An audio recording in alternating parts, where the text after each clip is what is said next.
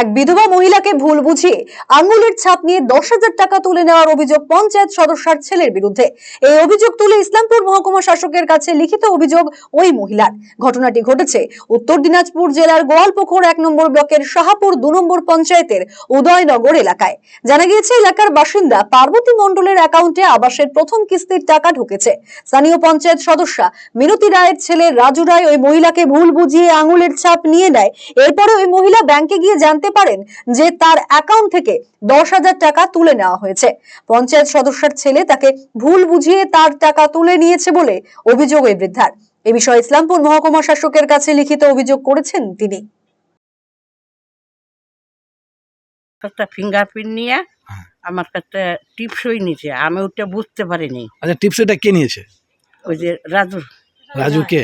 রাজু রায়। হ্যাঁ, কে ওটা? ওটা মেম্বারের ছেলে। মেম্বার ছেলে কি বলেছে উনি? উনি বলেছে যে এখানে ফিঙ্গার দাও। তারপর আমি ওইটা বুঝি নেই, আমি ওটা ফিঙ্গার দিছি। আচ্ছা, ফিঙ্গার দিছি, আর কেউ বলে নাই যে তোমার টাকা কাইটে নি। কিসের টাকা কেটেছে আপনার? ঘর ইন্দ্রাবাসের ঘর। কত টাকা? 60,000 টাকা। মানে কত টাকা তুলে নিয়েছে? 10,000। 10,000 টাকা। জানতে পারলাম, ব্যাংকে গেলাম, হ্যাঁ ব্যাংকে যেয়ে চেক করলাম। হ্যাঁ, চেক করলাম আর দেখি কি আমাকে 52,000 টাকা আছে। আচ্ছা, আমার তারপর? বার্তা আছে তো, হ্যাঁ। বার্তা 2,000 ঢুকছে। তো এলো 52,000 টাকা আছে। আমি ওখানটা দেখে চলে আসলাম বাড়ি।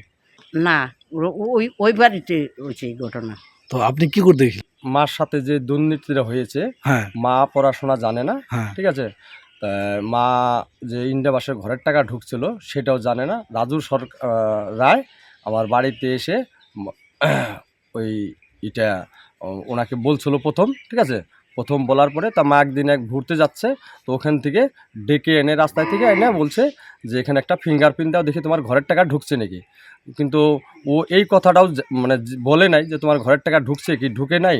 পরে যখন ব্যাংকে যায়, ব্যাংকে যাওয়ার পরে এস্টিমেট যখন দেখে, তখন দেখে যে আমার 10,000 টাকা কেটে নিয়েছে।